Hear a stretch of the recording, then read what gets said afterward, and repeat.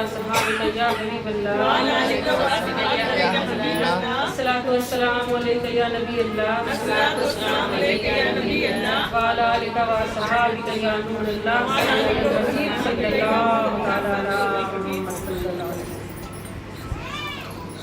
الحمدللہ تعالیٰ اللہ تبارک و تعالیٰ کا بڑا احسان عظیم ہے کہ اللہ پاک سے ہم اور آپ کو ایسی مقدس محفل میں بیٹھنے کی جگہ عنایت فرمائے. اور یہ مجلس میں بیٹھنا یہ عین عبادت ہے. اب لوگ سمجھتے ہیں کہ عبادت صرف ہم روزہ، نماز، صدقہ خیرات، حج، زکوٰۃ یہ کچھ کرتے ہیں یہ عبادت ہے. اور بہت سے لوگوں کو آج چونکہ ہمارے ایمان پر مادیت کا گرد اتنا چڑھ گیا ہے کہ ہم جو اصل ایمان کی جو اصل حقیقت ہے اس سے بہت دور جا رہے ہیں. کیونکہ روزہ، نماز، صدقہ خیرات سے اگر ایمان مکمل ہو جاتا تو آقا علیہ الصلوۃ والسلام پھر اس بات پر زور نہیں دیتے کہ میری محبت پر فرمایا کہ جب تک کوئی بندہ میری محبت میں کامل نہ ہو اس وقت تک اس کا ایمان مکمل نہیں ہوتا. تو پتہ چلا اس حدیث سے کہ صدقہ خیرات، نماز، روزہ، عبادت ساری بندگی ایک طرف اور حضور علیہ الصلوۃ والسلام کی محبت ایک طرف. ایسا وقت ہوگا، قیامت کا دن ہوگا جب ذرے ذرے کا اور قطرے قطرے کا حساب ہو رہا ہوگا.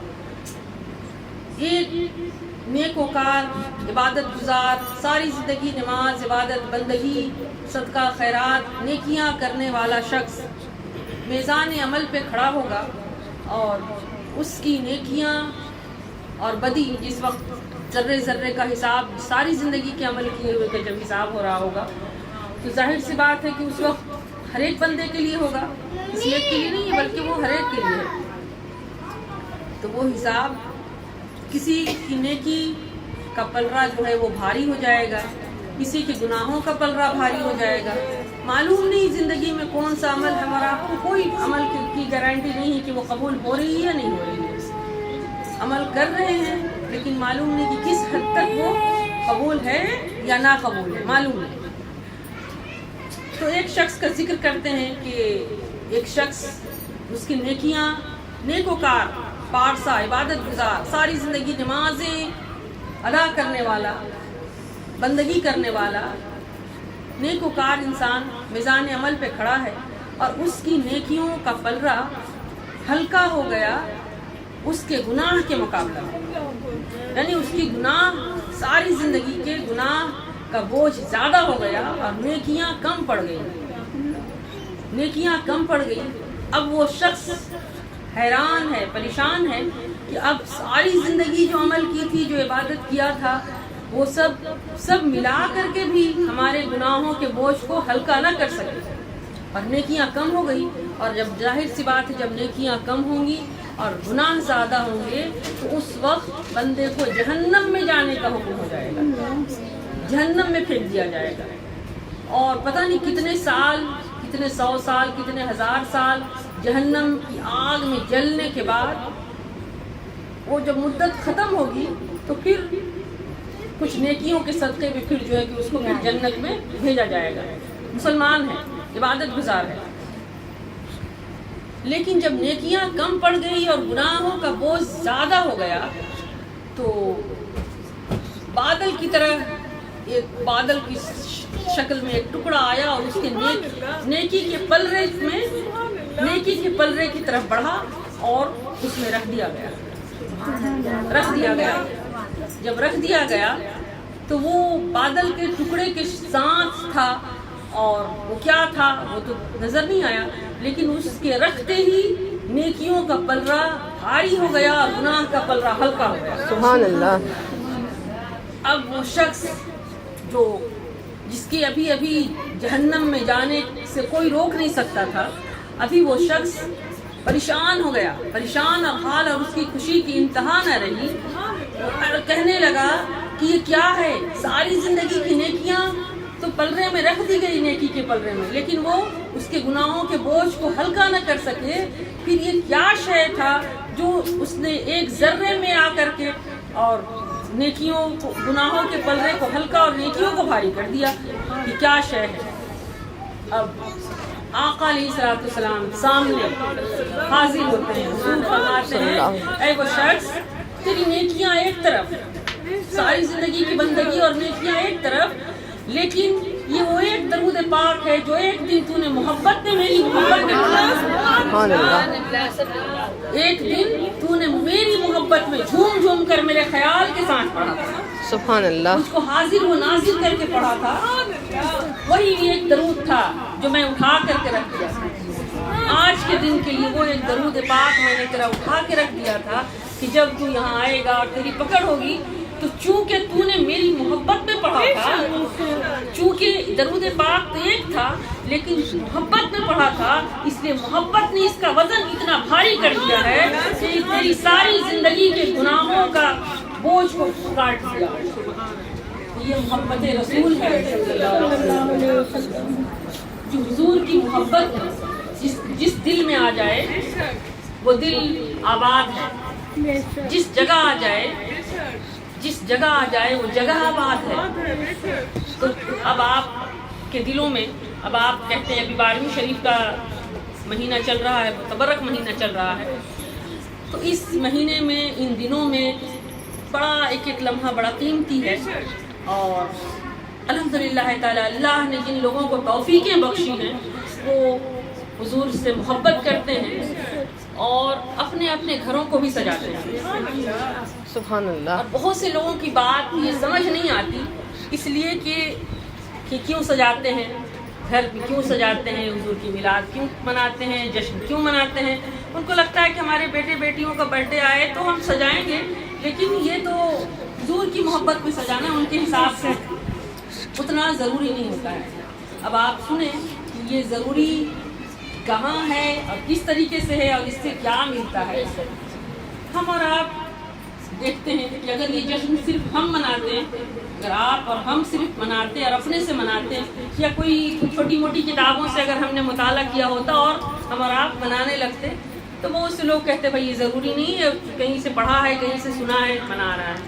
اب یہ جشن اول اللہ تبارک و تعالیٰ نے منایا، اور اللہ تبارک و تعالیٰ نے حضور کا جشن، حضور کا میلاد اور جلسہ قائم کیا ہے عرش پہ، اور اللہ نے قرآن کی سورہ احزاب میں اس کا ذکر بھی کیا ہے کہ اللہ نے وہ جلسہ قائم کیا۔ تو اللہ نے اس کا ذکر کیا کہ ہم نے اپنے محبوب کا ذکر کیا، وہ تو ایک ذکر تھا، وہ ایک جلسہ تھا جس کا ذکر اللہ نے قرآن میں کیا۔ اللہ پاک سے جب فرما دیا کہ وَرَفَعْنَا لَكَ ذِكْرَكَ، محبوب ہم آپ کا ذکر ہر لمحے بلند کرتے رہتے ہیں، تو آپ اور ہم میں سے اب ایک بات سمجھ آتی ہے کہ آپ اور ہم میں سے جو شخص بھی اگر حضور علیہ الصلوۃ والسلام کا ذکر کرتا ہے تو وہ اللہ کی سنت پر عمل کر رہا ہے، وہ عین اللہ کی سنت پہ عمل کر رہا ہے۔ جو حضور علیہ الصلوۃ والسلام کا ذکر کرتا ہے یا کرواتا ہے یا سنتا ہے تو اللہ کی سنت اور فرشتوں کی سنت۔ اب اللہ ذکر کرتا ہے، اب اللہ کا ذکر کوئی ہمارے جیسا ناقص تو نہیں ہوتا، اللہ ہم ناقص لوگ ہیں تو ناقص زبانوں سے ذکر کرتے ہیں۔ اللہ خالق و مالک ہے، وہ رب قدیر ہے، اس کا ذکر اس کی شان کے لائق ہوتا ہے، اور جب اپنی شان کے لائق وہ ذکر کرتا ہے تو ذکر کرتا ہے تو تنہا نہیں کرتا ہے، جب وہ کرتا ہے تو فرشتوں سے کہتا ہے فرشتوں آؤ میرے مصطفیٰ کا ذکر ہو رہا ہے، آؤ آؤ میرے ساتھ تم بھی مل کے ذکر کرو۔ میں اپنے مصطفیٰ پہ، میں رب ہو کے اپنے مصطفیٰ پہ درود بھیج رہا ہوں صلی اللہ علیہ وسلم، اپنے مصطفیٰ پہ درود بھیج رہا ہوں، فرشتوں تم بھی میرے ساتھ مل کے بھیجو۔ اب یہ اللہ کا یہ عمل کرنا، اللہ پاک بتانا چاہتا ہے کہ میرے محبوب کی شان کیا ہے، اور اس لیے کہ میرے محبوب کی شان وہ ہے کہ میں رب ہوں، ہر شے سے پاک ہوں، میرا کوئی فعل کا ذکر اللہ نے خود نہیں کیا، لیکن دو چیزیں ہیں جس کا ذکر اللہ کرتا ہے۔ ایک فرماتا ہے کہ میں اپنے مصطفیٰ پہ درود پڑھتا ہوں، سبحان اللہ، درود بھی پڑھتا ہوں، ذکر بھی کرتا ہوں۔ جب وَرَفَعْنَا لَكَ ذِكْرَكَ کہہ دیا، مانا ہوا ذکر کرتا رہتا ہے، اور جب فرمایا ان اللہ و ملائکتہ، تو اس وقت فرمایا کہ بے شک اللہ اور اس کے سارے فرشتے حضور پہ درود بھیجتے ہیں. تو دونوں چیزیں، ذکر بھی کرنا حضور کا اور درود پاک بھیجنا، یہ اللہ پاک نے اس کا ذکر قرآن میں الگ الگ صورتوں میں کر دیا، الگ الگ آیتوں میں کیا ہے. اور ساتھ ہی فرمایا کہ تم بھی ذکر کیا کرو، تم بھی، اب تم میں سے اے ایمان والوں، تم بھی محبوب پہ کثرت کے ساتھ درود بھیجا کرو اور کمال ادب کے ساتھ سلام پڑھا کرو. سبحان اللہ. اور حضور کا ذکر کرنا اور کروانا، یہ تو آپ جانتے ہیں کہ اللہ کی سنت ہو گئی. تو اب روئے زمین پر ذکر اللہ نے ہر ایک کو حکم دے دیا ہے، حکم میں کوئی الگ الگ نہیں ہے، حکم سب کو دیا ہے. لیکن اب روئے زمین پر آپ دیکھتے ہیں اور ہم دیکھتے ہیں کہ بہت سے لوگ اس کو کرتے ہیں، بہت سے لوگ نہیں کرتے ہیں. تو اس کا معنی کیا ہوا؟ اس کا معنی یہ ہوا کہ اللہ نے حکم میں سب کو شامل کر دیا، کوئی ایک بندہ بھی حکم میں خالی نہیں رہا. اب کافر وہ ذکر کرے گا؟ بتائیے، کوئی الگ مذہب سے ذکر تو نہیں کرے گا. اللہ نے اپنے تمام بندوں کو اپنے لیے، چونکہ قرآن صرف اور صرف مسلمان اور اسلام دین مذہب کی کتاب ہے، تو اس لیے جو مسلمان ہوگا اب اس کو حکم دیا جا رہا ہے. تو مسلمانوں کو حکم ہوا، تو مسلمان تو سارے مسلمان ہیں. ہم آپ دیکھتے ہیں عرب میں ہو، عجم میں ہو، مشرق میں ہو، مغرب میں ہو، جہاں بھی دین اسلام میں جو ہے وہ ہر جگہ مسلمان بستے ہیں اور مسلمان موجود ہیں. تو مسلمان ہونے کے باوجود بھی ہمارا آپ دیکھتے ہیں کہ بہت سے لوگ اس سے غافل ہیں. بہت سے لوگ درود پاک کی کثرت کرتے ہیں، بہت سے لوگ نہیں پڑھتے ہیں، بہت سے لوگ تھوڑا پڑھتے ہیں. اس کا معنی کیا ہوا؟ تو اس کا معنی یہ ہوا کہ اللہ تبارک و تعالیٰ نے حکم میں سب کو شامل کیا، ہر مسلمان کو شامل کیا. اور جو پڑھتے ہیں انہیں اللہ نے ساتھ ہی توفیقیں دے دی. سبحان اللہ. بے شک. جن کو توفیقیں دی ہیں وہ پڑھتے ہیں. حکم بھی دیا تھا تو حکم تو کان سے سن کے رہ گیا تھا نا، لیکن اللہ نے توفیق بخشی تو اس کے عمل میں جا کے لگ گئے، اس عمل میں لگ گئے. زبان بھی چل رہا ہے، ان کا دل بھی. اب جب زبان چلنے لگا درود پاک میں، تو درود پاک محبت کہاں سے لائیں؟ محبت تو کوئی کھینچ کے اور چھین کے لینے والی شے نہیں ہے. محبت کا سودا ہو رہا ہے. اور محبت آپ ہزارہا کوشش کر لیں، بہت ساری کتابیں پڑھ لیں، آپ سوچیں کہ محبت رسول آ جائے، ناممکن ہے کہ محبت آئے. بے شک. محبت خود آنے والی شے ہی نہیں جب تک کہ آپ اپنے دل کو نہ لگائیں، جب تک اپنے تن من دھن کو اس پہ خرچ نہ کریں، اپنے دن بھی قربان کریں، اپنے اخراجات، اپنے پیسے بھی قربان کریں، اپنا دل بھی اس طرف لگائیں، دنیاوی چیزوں کو چھوڑیں بھی، تب تک آپ کے دل میں ذرا سے بھی محبت داخل نہیں ہو سکتی. تو محبت کے لیے ضروری تھا کہ آپ ان سب چیزوں پہ عمل کریں. تو محبت جب آپ نے ان سب چیز پر عمل کیا اور درود پاک میں لگ گئے اور درود پاک پڑھنے لگے، تو بہت سے لوگ ہیں بہت درود پاک پڑھتے ہیں، بہت سے لوگ ہیں کہ کم بھی پڑھتے ہیں، لیکن انہیں حضور کی محبت نصیب ہے.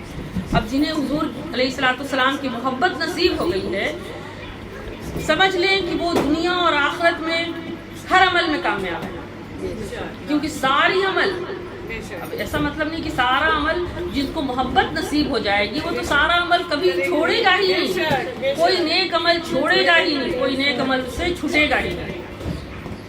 حضور کی سیرتوں کی خیرات جس کو نصیب ہو جائے گی تو اس کو محبت عطا ہوگی. اور درود پڑھیں تو اس خیال کے ساتھ کہ حضور اس کو سن رہے ہیں. سبحان اللہ. سبحان اللہ. اور حضور میرے آقا سب کچھ سنتے ہیں، حضور ہر کچھ سنتے ہیں. اور ہر کچھ حوصلہ افزائی کے لیے میرے آقا نے فرمایا نا کہ جہاں محفل میلاد سجتی ہے میں اپنے 70,000 ملائکہ کے ساتھ وہاں حاضر ہوتا ہوں. سبحان اللہ. سبحان اللہ. اگر حضور سنتے نہیں تو حضور یہ کیوں فرماتے کہ تم جب جہاں بھی درود پڑھتے ہو تمہارا درود سنتا ہوں اور قبول کر لیتا ہوں. سبحان اللہ. اور میلاد والوں کو آقا علیہ الصلوۃ والسلام نے تو خاص انویٹیشن دیا ہے کہ تم محفل میلاد سجاؤ. بہت سے لوگوں کو یہ ہوتا ہے کہ بھائی آج ہمارے یہاں بیچ کے ماحول میں بھی ایسی بات ہوتی ہے کہ بھائی بیچ رہے ہم لوگ اپنے کوارٹر میں رہنے والے لوگ اپنے آپ سے مطلب رکھتے ہیں، کسی اور سے کوئی زیادہ مطلب نہیں رکھتے ہیں. بات صحیح ہے. تو مجلس میں کیسے سجائیں ہم آتے نہیں ہیں، تو ایسی بات نہیں ہے. اگر آپ کو محبت ہو تو آپ اگر 2-4 لوگ بھی آپ کے یہاں آ گئے، چھوڑیے کوئی نہیں آیا، چلیے مانتے ہیں تھوڑی دیر کے لیے فرض کر لیتے ہیں کہ کوئی بھی نہیں آئے گا، اگل بغل کا پڑوسی ایک تو یہ دوٹو اگر آ بھی گیا تو ٹھیک ہے، نہیں بھی آیا، ارے کسی اور نے کیا لینا دینا ہے. آپ نے میلاد حضور کے لیے سجایا ہے، سبحان اللہ، اور کے لیے سجایا ہے، سبحان اللہ، کسی اور کے لیے نہیں سجایا ہے. ارے آپ اس وقت یہ جو یہاں سارے بیٹھے ہیں یہ کیا میرے لیے آئے ہیں، ان کے لیے آئے ہیں، ان کے لیے آئے ہیں؟ نہیں، کوئی نہیں آیا ہے کسی کے لیے. ہر کوئی حضور کے لیے آیا ہے، ہر کوئی حضور کے بلاوے پہ آیا ہے، بے شک، ہر کوئی آقا کے پیغام پہ آیا ہے. اس لیے جب حضور کے بلاوے پہ آیا ہے، ارے حضور کے لیے آئے ہیں، حضور کے لیے قربانی دے رہے ہیں، ارے جس کے لیے کر رہے ہیں سارا صلہ اسی نے دینا ہے. انسان کسی کو کچھ نہیں دیتا، اور ہر کچھ حضور عطا کرنے والے ہیں اور ہر کچھ عطا کریں گے. اور میلاد کے لیے خاص طور پر اللہ تبارک و تعالیٰ نے یہ میلاد، حضور کا میلاد تو ایسا ہے کہ اس کو عرش پہ بھی منایا گیا، فرش پہ بھی منایا جاتا ہے، اور کوئی عمل نہیں جو عرش اور فرش پہ کیا جاتا ہو. حضور کا ذکر ہی ہے جو عرش اور فرش پہ ہوتا ہے، حضور پہ درود و سلام ہی ہے جو عرش پہ بھی ہوتا ہے، فرش پہ بھی ہوتا ہے. میلاد ہے کیا؟ میلاد اور ہے کیا؟ ارے حضور کا ذکر ہے، حضور پہ درود و سلام ہے، اور حضور سے تعلق ہے. اب یہ سارے آئے ہیں، اب یہ آئے حضور کے لیے ہیں، تو میلاد کے صدقے میں کیا ہوگا؟ حضور سے محبت ہو جائے گی.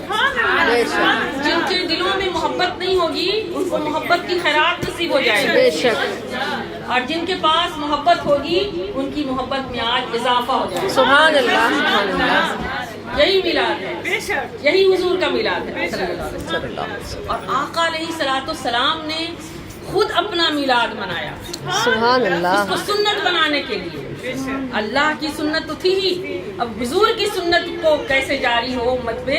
تو آقا علیہ الصلوۃ والسلام نے 30 لاکھ صحابہ کرام، 30,000 صحابہ کرام کے مجمع میں اپنا میلاد خود منایا، سبحان خود اللہ، منایا، اور میلاد کا جشن منایا، اور منا کر کے بکرے ذبح کیے اور سارے لوگوں میں تقسیم کیے گوشت کا. حضور نے ذکر کیا اور میلاد کا جلسہ منعقد کیا آقا علیہ الصلوۃ والسلام نے، اس کو صرف اور صرف سنت بنانے کے لیے. تو اس لیے ہر کوئی، جب اللہ کی بھی سنت ہو گئی، رسول اللہ کی بھی سنت ہو گئی، تو اس لیے اب اس کے بعد ہر کوئی حضور کا میلاد مناتا رہا. صحابہ کرام نے منایا، بعد میں تبا تابعین آئے، تابعین آ گئے، تبا تابعین آئے، انہوں نے حضور کا میلاد منایا. اولیاء صالحین آ گئے، سب نے حضور کا میلاد منایا اور مناتے رہے. اور اس کے بعد جتنے لوگ آئے ان کے حضور کی امت میں صلی اللہ علیہ وسلم، سارے حضور کا میلاد مناتے ہیں، سبحان اللہ، سبحان اللہ، سارے حضور کا. اور کوئی دنیا کا خطہ ایسا نہیں جہاں حضور کا میلاد نہ منایا جاتا. ساری زمین پر حضور کا میلاد منایا جاتا ہے، ساری زمین پر. اور ہر جگہ حضور کے میلاد کے جن مشال بردار جلوس نکالے جاتے ہیں. حضور علیہ الصلوۃ والسلام کا میلاد، آپ یہ لائٹ سجاتے ہیں، قمقمے لگاتے ہیں، اپنے گھروں کو سجاتے ہیں. اللہ تبارک و تعالیٰ نے بھی حضور کی آمد پر عرش کو بھی سجوایا تھا. زمین پر بھی جبریل امین کو بھیج کے 3 جھنڈے لگوائے تھے. سبحان اللہ، جو اس وقت کا مقدس جگہ تھی خانہ کعبہ، اس پر جھنڈے لگائے گئے. بیت المقدس جہاں مسلمانوں کا قبلہ اول تھا، جھنڈے لگائے گئے. اور ایک جھنڈے حضرت آمنہ، حضرت عبداللہ کے گھر میں لگائے گئے سبحان اللہ، حضور کی آمد پر صلی اللہ علیہ وسلم. اور آقا علیہ الصلوۃ والسلام کا تمام تارے جو تھے، اب وہ زمانے میں لائٹیں تو نہیں تھی، اللہ پاک نے حکم دیا ستاروں تم نیچے اتر جاؤ. سبحان اللہ، سبحان اللہ، سارے ستارے آپس میں ٹکرا کر کے نیچے آ گئے. حضرت آمنہ، پوری دنیا روشن ہو گئی، پوری دنیا اللہ تبارک و تعالیٰ نے روشن کر کے دکھا دیا ہے. اور حضور کا میلاد اس طریقے سے منایا گیا. اب بعد والے جیسے جیسے دور آئے اور جس طریقے سے جس کو محبت کی جتنی خیرات ملتی گئی وہ اتنا سجاتا گیا، اور آج تک سجا رہا ہے، اور انشاءاللہ قیامت تک سجاتے رہیں گے، قیامت تک سجاتے رہیں گے. اور آپ مٹھائیاں بانٹتے ہیں، مٹھائیاں تقسیم کرتے ہیں حضور کی آمد پر، پتہ نہیں کتنی چیزیں تقسیم کرتے ہیں. ارے اللہ نے حضور کی آمد والی سال پورے شہر مکہ میں صرف اور صرف بیٹے بانٹے تھے. سبحان اللہ سبحان اللہ. پورے سال بیٹیاں اللہ نے کسی کو نہیں دی. اس لیے نہیں دی کہ میرے محبوب کی آمد کا سال ہے، اور اگر بیٹی کسی کو دیا جائے تو بیٹی کو لوگ اس سے پہلے دفن کر دیتے تھے، زندہ درگور کر دیتے تھے. کہیں میرے مصطفیٰ کی آمد ہو گئی ہے، رحمت للعالمین کی آمد ہو گئی ہے، اب کوئی کسی پہ ظلم نہیں ہوگا. اس لیے اللہ نے سارے عرب میں صرف اور صرف بیٹے بانٹے. سبحان اللہ سبحان اللہ. یہ حضور کی آمد تھی، اور حضور کی آمد کا تذکرہ اور کتابوں میں آتا ہے. پہلے زمانے کے لوگ میلاد کرتے تھے، اور یہ صلاح الدین ایوبی جنہوں نے بیت المقدس کے فتوحات کے ہیرو رہے ہیں، سبحان اللہ. ان کے بہنوئی عبد المظفر کے میلاد منانے کا طریقہ، یہ میلاد مناتے حضور علیہ الصلوۃ والسلام کا میلاد اس طرح مناتے کہ ظہر سے لے کر ظہر، عصر، مغرب سے عشاء، اور عشاء سے پھر اگلے دن فجر تک، سبحان اللہ. اگلے دن کے فجر تک 5000 بکرے ذبح کرتے ہیں. سبحان اللہ. 10,000، یہ کتابوں میں لکھا ہے، 10,000 مرغیاں اللہ بھون کر کے لوگوں کو حضور کے میلاد کی خوشی میں کھلاتے ہیں. اللہ. 5000 مٹھائی کے تھال بنائے جاتے ہیں حضور کے میلاد کی خوشی میں، اور اتنا خوشی کرتے کہ وقفے کے ساتھ کھانا پینا، اور ساتھ ہی نماز ہوتی، اور ساتھ جب رات کا وقت ہوتا تو پھر محفل سما ہوتی. لوگ حضور کے دن بھر نعتیں اور ذکر کرتے کرتے، اور رات سما کی محفل ہوتی، لوگ حضور کا ذکر سنتے سنتے وجد میں آ جاتے، حضور کی محبت سے جھومتے، اتنا خوشیاں مناتے. سوچیے محبت کا عالم کیا ہوتا ہوگا. اور آج تو تھوڑا سا آپ کچھ کر لیں، لوگ فوری کہتے ہیں بھائی شرک ہو گیا. ابھی آپ نے شرک کی ڈیفینیشن سنا نا، شرک کیا ہے اس سے کسی کو سروکار نہیں. شرک کہتے کس کو ہیں؟ آج لوگ غلط ڈیفینیشن میں لیتے ہیں اس چیز کو. حضور کا ذکر کریں، کوئی کہتے ہیں اتنا کیوں سجاتے ہیں، اتنا کیوں ذکر کرتے ہیں. ارے ہم کہتے ہیں کہ اگر اللہ نے اپنے محبوب کی شان بیان کرنے میں اللہ نے کوئی ناپ تول نہیں کی، کوئی حد مقرر نہیں کی کہ کتنا بیان کریں اور اتنا کریں اور اتنا نہیں کریں. ہر جگہ اللہ نے، آپ دیکھیں اللہ نے کہیں محبوب کو طٰہٰ کہا، کہیں یاسین کہا، کہیں مزمل، کہیں کس پیارے ناموں سے اللہ نے پکارا ہے. اس کی کوئی حد ہے؟ کوئی حد ہے ان کے عروج کی؟ کوئی حد ہی نہیں ہے. حضور کی تعریف کی ابتدا کی کوئی حد نہیں ہے. ارے اللہ نے نام ہی ایسا رکھا جس کی تعریف جتنی کی جائے ساری دنیا میں وہ تعریف کبھی ختم ہونے کا نام ہی نہیں ہے. سبحان اللہ. اس لیے حضور کا ذکر اور حضور کی محفل میلاد میں خوشیاں منانا یہ عین عبادت ہے. سبحان عین اللہ. عبادت ہے. اس لیے دل چھوٹا نہ کیا کریں. حضور کے میلاد کا دن آئے تو خوب جشن منایا کریں. سبحان اللہ. یہ آپ کو حضور کی محبت عطا کر دے گی. اگر محبت پہلے سے آپ کے سینوں میں ہے تو آپ کی محبت میں اضافہ کر دے گی. اور جان لے ایک بات، یہ محبت ہر جگہ رنگ لانے والی ہے. سبحان اللہ سبحان اللہ. اصل شے جو اس سے بڑھ کر یہ محبت کہیں رائے گا نہیں، بلکہ ہر جگہ آپ کے لیے کام آنے والی ہے، دنیا میں بھی اور آخرت میں بھی. اور دنیا سے جس وقت جا رہے ہوں گے اس وقت بھی اگر حضور کی محبت ہوگی نا، حضور آ کے کھڑے ہو جائیں گے سامنے. سبحان اللہ سبحان اللہ. آپ کو موت کی تکلیف کا اندازہ ہی نہیں ہوگا. یہ محبت ہے. پھر جب قبر میں پہنچ جائیں گے، ارے محبت والے رہو گے نا، محبت سینوں میں گھر کر جائے گی، پھر ڈر نہیں ہوگا، پھر خوف نہیں ہوگا. بہت سے لوگ موت سے گھبراتے ہیں، ڈرتے ہیں. موت بے شک وہ ہولناک ہی والا دن ہے، اور قبر کی رات، اندھیری رات، کالی رات آنے والی ہے. بڑے لوگ اس کی تیاری کرتے ہیں، لیکن حضور کی محبت کے ساتھ اگر تیاری ہوئی ہو تو بے شک انشاءاللہ تعالی حضور خود آ کے کھڑے ہو جائیں گے. سبحان اللہ. آقا کھڑے ہو جائیں گے، اور حضور نے جس کو کہہ دینا کہ یہ میرا ہے، پھر کس کی مجال کی کوئی سبحان اللہ پروٹیسٹ کرے. سبحان اللہ.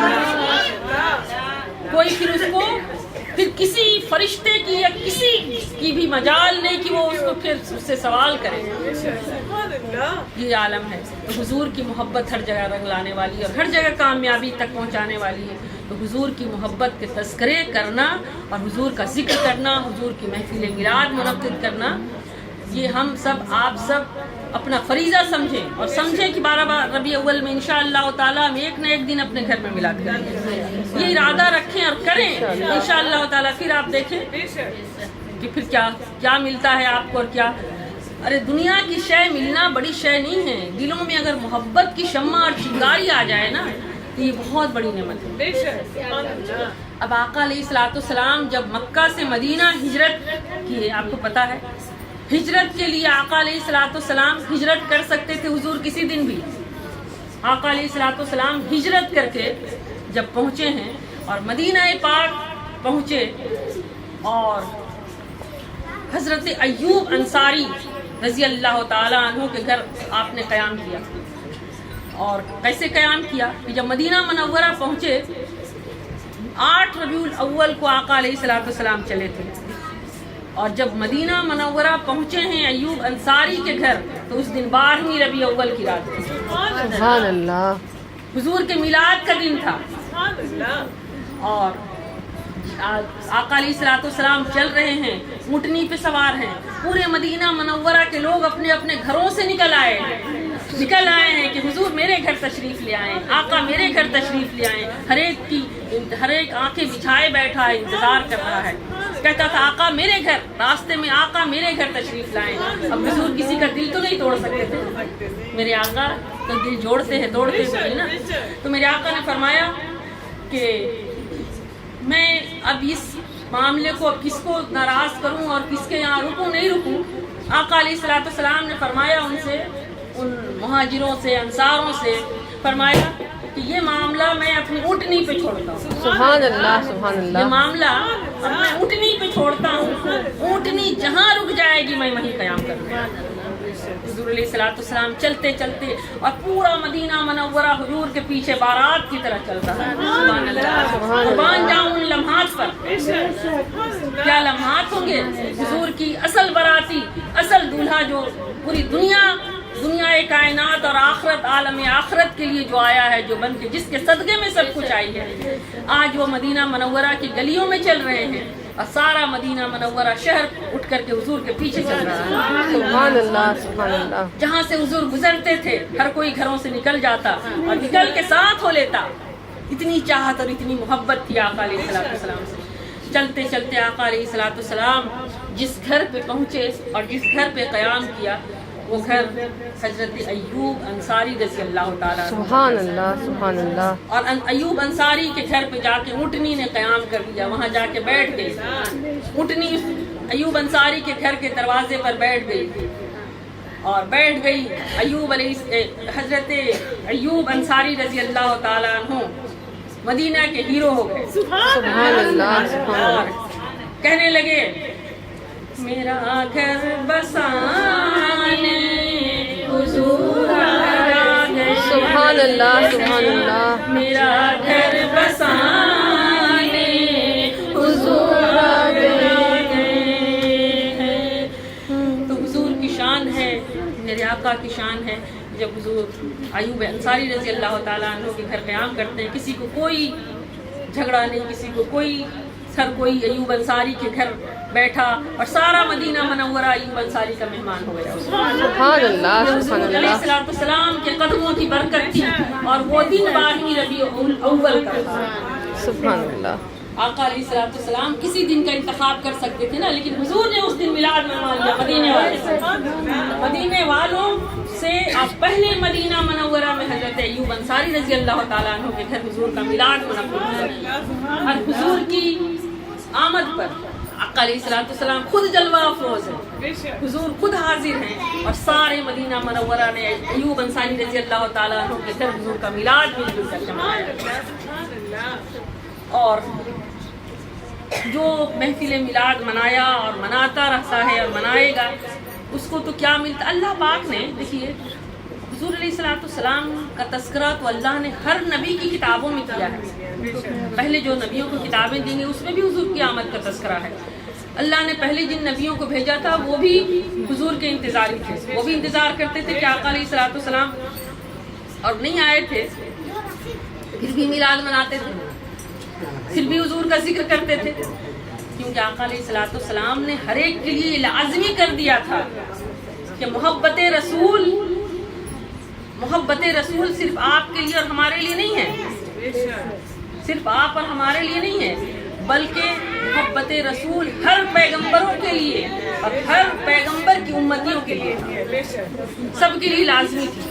اسی لیے نا جب قیامت کا دن ہوگا اور قطرے قطرے ذرے ذرے کا حساب ہو رہا ہوگا، لوگ دوڑے ہوئے جائیں گے آدم علیہ السلام کے پاس، آدم علیہ السلام کہیں گے نہیں اس وقت میں کچھ نہیں کر سکتا، پھر دوڑے ہوئے لوگ جائیں گے عیسیٰ علیہ السلام کے پاس، وہ کہیں گے نہیں آج میں کچھ نہیں کر سکتا، دوڑے ہوئے جائیں گے موسیٰ علیہ السلام کے پاس، وہ کہیں گے نہیں آج میں کچھ نہیں کر سکتا۔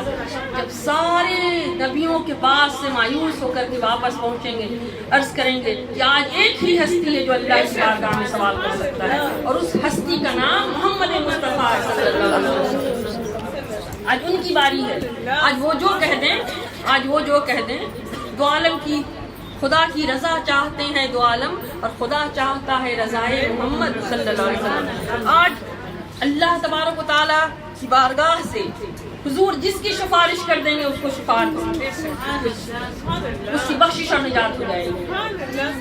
تو جب ہر نبی انکاری ہوں گے تو ظاہر سی بات ہے کہ حضور کے امتی تو ہوں گے ہی اس میدان میں، 1,24,000 کم و بیش پیغمبر کی امتیں بھی ہوں گی، وہ بھی پریشان حال ہوں گے، اور وہ بھی حضور علیہ السلام نے ابھی یہ دعا ہے، جبریل امین آقا علیہ السلام کی بارگاہ میں آتے ہیں اور کہتے ہیں یا رسول اللہ صلی اللہ علیہ وسلم، آقا ہر نبی کو اللہ نے ایک ایک دعا کی اجازت دی تھی، ایک ایک دعا کرے اور اللہ ایک ایک دعا کو قبول کرتا تھا، تو آپ کو اللہ تبارک و تعالیٰ نے 3 دعا کی اجازت دی ہے۔